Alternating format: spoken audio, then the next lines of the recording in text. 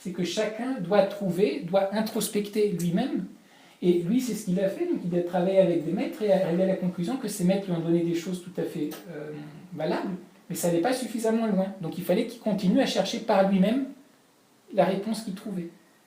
Et donc, dans toute la tradition bouddhiste, vous avez un accent très fort qui est mis sur ce côté de la pensée critique et de la pensée, on va dire, autonome, et de prendre soi-même ses responsabilités par rapport à sa démarche. Hein, il y a une histoire du Bouddha, enfin un dire du Bouddha qui dit, si vous allez acheter de l'or, vous ne voulez pas vous faire rouler. Vous allez vraiment tester que cet or, c'est vraiment de l'or. Et c'est uniquement si vous êtes sûr que c'est de l'or que vous allez payer pour l'acheter. Il a dit, l'enseignement, le dharma, c'est encore beaucoup plus précieux que l'or. Donc testez-le. Testez-le dans tout le sens. Critiquez-le, retournez-le, testez-le, etc. Et uniquement quand vous voyez que ok, c'est bon, là, acceptez-le. Donc il y a cet accent qui est mis sur la démarche, on va dire, personnelle de compréhension. Et quand je dis compréhension, dans le contexte bouddhiste, donc il n'est pas uniquement compréhension intellectuelle, je comprends quelque chose, mais qu'il y a une pratique, une expérience. Donc il ne s'agit pas uniquement de dire ah oui, bah, c'est une bonne idée, ouais, je trouve ça tient la route, etc.